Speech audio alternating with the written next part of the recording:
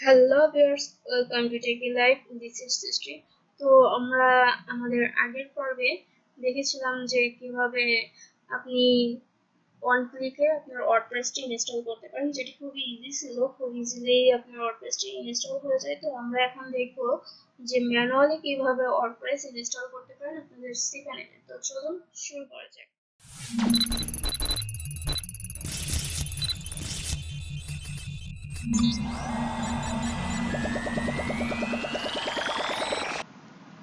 Welcome back. তো আমরা আমাদের cPanel-এ আবার চলে যাই। এবার আমাদের ম্যানুয়ালি ওয়ার্ডপ্রেস ইনস্টলের জন্য আমাদের ফাইল ম্যানেজারে যেতে হবে, সবথেকে গুরুত্বপূর্ণ একটি অপশন। তো ফাইল ম্যানেজারে যাওয়ার আগে আমি একটু আবার ওয়েবসাইটটি দেখাই নিই। তো গত পর্বে এখানে আপনি একটি ওয়েবসাইট দেখতে পাচ্ছিলেন, এখন পুরো একটি ফাঁকা পেজ। এখানে এখন কিছুই নেই। এখন আমরা একটি ওয়ার্ডপ্রেস এখানে ইনস্টল করব। তো এটা হলো, আচ্ছা আমি একটু ফাইল ম্যানেজারের কিছু কথা বলি। তো এখানে আপনার মেন যে ডোমেনগুলো আছে সেই ডোমেনগুলো আপনি পাবলিক HTML এর আন্ডারে দেখতে পাবেন। তো এখানে যদি ক্লিক করেন তো এখানে দেখতে পারেন, এবং যদি আপনি কিছু ডিরেক্টরি ক্রিয়েট করেন, যেমন আপনার মেন ডোমেনের পরে স্ল্যাশ দিয়ে, তখন সেই ডিরেক্টরিগুলো এখানে দেখতে পারেন। ওই ডিরেক্টরিগুলো আপনি যদি হোমে ক্রিয়েট করতে চান তাহলে হোমেও পেয়ে যাবেন, সমস্যা নাই, যে কোনো এক জায়গায় ডিরেক্টরি ক্রিয়েট করা যায়। মেনলি হলো পাবলিক HTML-তে একটি ইম্পর্টেন্ট অপশন এখানে, যে এখানে আপনার মেন যে ডোমেনগুলো সেই ফাইলগুলো থাকে। তো যাই হোক, তো আমি হলো আমার যে সাবডোমেন সেটিতে চলে যাবো। তো সাবডোমেনটা আমার হোমে ক্রিয়েট করা হয়েছে। তো হোমের মধ্যে সাবডোমেনটি এখানে দেখতে পাচ্ছেন। এখানে দেখুন হোম এর যে আইকনটা আছে স্ল্যাশ দিয়ে, এখানে test.সৃষ্টি.xyz। তো এখানে আমি আমার গত পর্বের যে ওয়ার্ডপ্রেস ইনস্টল ছিল সেটা ডিলিট করে দিয়েছি, যার জন্য এখন ডিরেক্টরি এমটি আসে। তো আমি এখানে হলো ওয়ার্ডপ্রেসটি ইনস্টল করব। ওয়ার্ডপ্রেস ইনস্টল করার জন্য আপনার আপলোডে যেতে হবে। আপলোডে যাওয়ার পরে এখানে আপনার ওয়ার্ডপ্রেসের যে ফাইলটি আমরা ডাউনলোড করেছিলাম,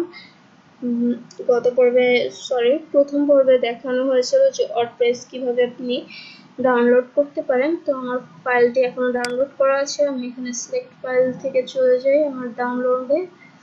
দেন এখানে যে ওয়ার্ডপ্রেসটি দেখতে পাচ্ছেন, তো ওয়ার্ডপ্রেসটি এখানে এখন আপলোড হওয়া শুরু হয়ে গেছে। এখানে তো 100% হওয়া পর্যন্ত ওয়েট করবেন, খুব দ্রুতই হয়ে যায়। একটু ওয়েট করি আমরা এখানে। তাছাড়া এখানে maximum file size allowed for upload দেখতে পাবেন। তো আমার এখানেও আনলিমিটেড দেওয়া আছে, এই আইকনটা মানে আনলিমিটেড। আর এখানে আপনাদের অনেক হোস্টিং আনলিমিটেড নাও থাকতে পারে, তো সমস্যা নেই। এখানে আপনার যতটুকু আর কি দরকার পড়ে আপলোড করার জন্য, ফাইলগুলো বেশি বড় হয় না থিমসের এবং প্লাগইনসের, তো আপলোড খুব ইজিলি হয়ে যায়। তখন আমরা একটু ওয়েট করি 100% হওয়া পর্যন্ত। তো আমাদের 100% কমপ্লিট হয়ে গেছে। এখানে গ্রিন একটি সিগন্যাল দিয়ে দিয়েছে। দেন 100% কমপ্লিট হওয়ার পর এখানে গো ব্যাক টু, আবার চলে যাবেন আপনার ফাইল ম্যানেজারে। তো এখানে দেখুন ওয়ার্ডপ্রেসটি হয়ে গেছে। তো ওয়ার্ডপ্রেসটি এখন জিপ আকারে আছে, আমাদের এটিকে আনজিপ করতে হবে। আনজিপ করতে হলে রাইট ক্লিক করে এখানে এক্সট্রাক্ট অপশন পাবেন, এক্সট্রাক্টে ক্লিক করে দেন এক্সট্রাক্ট ফাইলস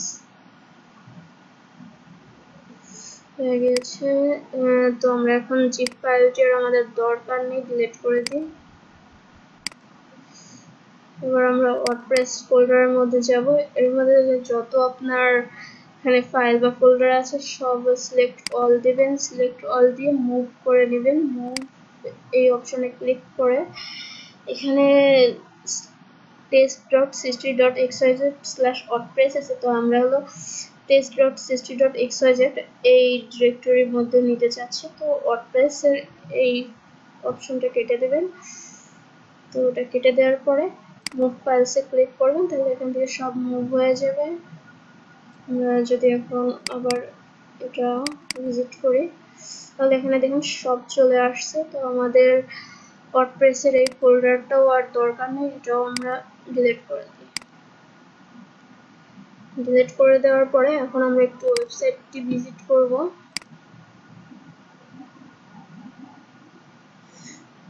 এখন দেখুন এখানে ওয়ার্ডপ্রেস সেটআপের যে অপশনগুলো সেগুলো আমরা এখন পেয়ে যাব। তো এখানে ইংলিশ সিলেক্ট করে কন্টিনিউ।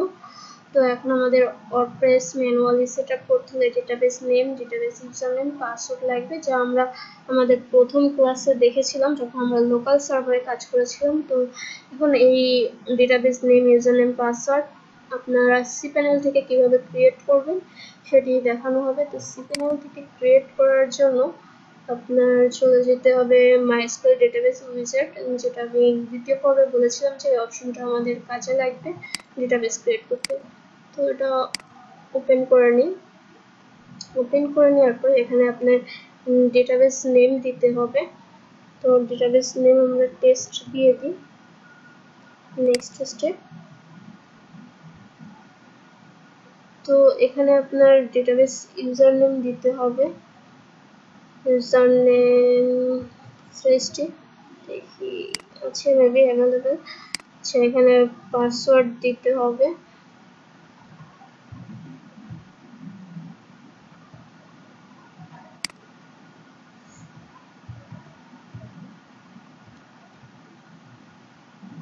আচ্ছা, পাসওয়ার্ড এবং ইউজার নেম এই দুইটা কিন্তু আপনার মনে রাখতে হবে। এই দুইটা মনে না রাখলে কিন্তু সমস্যা, আমরা এখানে ফিল করতে পারবো না যে ইউজার নামের পাসওয়ার্ডটা দিয়ে যাবে যখন। তো এই দুটো মনে রাখবেন। দেন দেওয়ার পর ক্রিয়েট ইউজারে ক্লিক করবেন।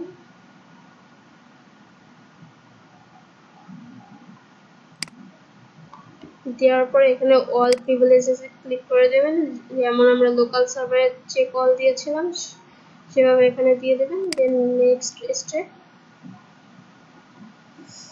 তো আমাদের ইউজার নেম ক্রিয়েট হয়ে গেছে। এখানে আরেকটি বিষয় হলো আপনার এই cPanel a user name create করার সময় আপনার এখানে দেখবেন যে uniques/60 এরকম হয়ে গেছে। আমি শুধু 60 দিয়েছিলাম।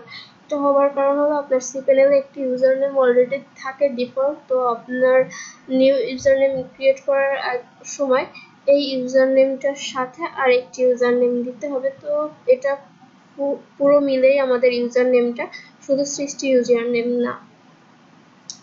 তো যাই হোক, এখন আমরা একটু ফুলফিল করি। আর আচ্ছা, এখানে আরো একটি বিষয় বলার আছে, আমাদের ডেটাবেস নেমের আগেও কিন্তু ইউনিকেস এটা আছে, uniques/test। তো এই দুটো আমাদের এখন দরকার পড়বে। আমরা একটু যদি সেটাতে চলে যাই, লেটস গো। তো আমরা এখান থেকে কপি করে আনি, সরি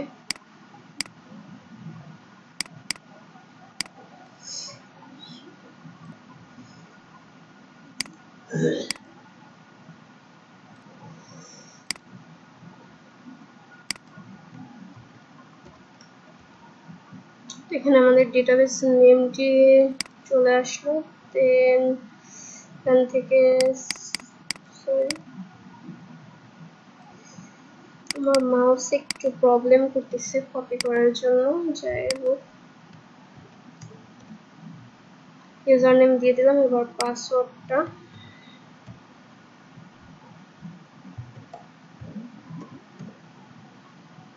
দেন এখানে লোকাল হোস্ট থাকবে, সাবমিট। Run the installation. এখানে আপনাদের ওয়ার্ডপ্রেস এর লগইন এর যে ডিটেইলসটি সেটি ক্রিয়েট করতে হবে। আপনার একটি অ্যাকাউন্ট ক্রিয়েট করতে হবে। তো অ্যাকাউন্ট বলতে এখানে জাস্ট আপনার ইউজার নেমটি আর পাসওয়ার্ডটি দিতে হবে, যে আমরা প্রথম পর্বে দেখেছিলাম। আপনি যদি না দেখে থাকেন তাহলে দেখে আসতে পারেন। তো এখানে আপনার সাইট টাইটেল দিবেন। তো মাই ওয়েবসাইট দিয়ে দিই। ইউজার নেম, তো এখানে ইউজার নেম দিয়ে দিবেন। দেন এখানে পাসওয়ার্ডটা, তো এই পাসওয়ার্ড যেটা আছে সেটাই আমি কপি করে রাখি। এগুলো সেভ করে রাখবেন আলাদা আলাদাভাবে। আর সেভ না করতে চাইলে আপনার মনে থাকবে এমন একটি দিবেন পাসওয়ার্ড। যাই হোক, এখানে দেন আপনার ইমেলটা দিয়ে দেবেন। ইমেল দেওয়ার পরে ইনস্টল ওয়ার্ডপ্রেস।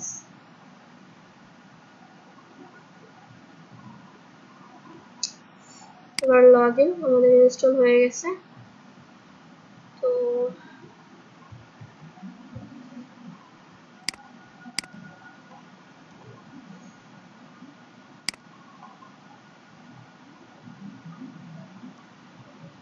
আমাদের লগইন সাকসেসফুল হয়ে গেছে। এটা আমাদের ওয়ার্ডপ্রেস এর ড্যাশবোর্ড। আর যদি আমরা ওয়েবসাইটটি আবার ভিজিট করি তাহলে এখানে দেখেন ওয়েবসাইটটি চলে আসছে। আগে আমাদের এখানে একটি ব্ল্যাঙ্ক পেজ ছিল। তো এইভাবে আপনি ম্যানুয়ালি আপনার ওয়ার্ডপ্রেসটা cPanel এর মাধ্যমে ইনস্টল করতে পারেন। তো ম্যানুয়ালি সচরাচর মানুষজন করে না, যাদের আর কি ওয়ান ক্লিক ইনস্টলেশন নেই, আপনার হোস্টিং প্রোভাইডার এই অপশনটি রাখেনি, তারা ম্যানুয়ালি এভাবে ইনস্টল করতে পারেন। তো এখন সচরাচর সব হোস্টিং প্রোভাইডারই ওয়ান ক্লিক ইনস্টলেশন দিয়ে থাকে, এটার খুব কমই দরকার পড়ে। যাই হোক ভিউয়ার্স, এই ছিল আমাদের ওয়ার্ডপ্রেস কাস্টমাইজেশনের দ্বিতীয় পর্ব, যেখানে আমরা দেখেছি আপনি cPanel এর মাধ্যমে কিভাবে ম্যানুয়ালি আপনার ওয়ার্ডপ্রেসটি ইনস্টল করতে পারেন, আপনি cPanel এ কিভাবে ডেটাবেস ক্রিয়েট করতে পারেন।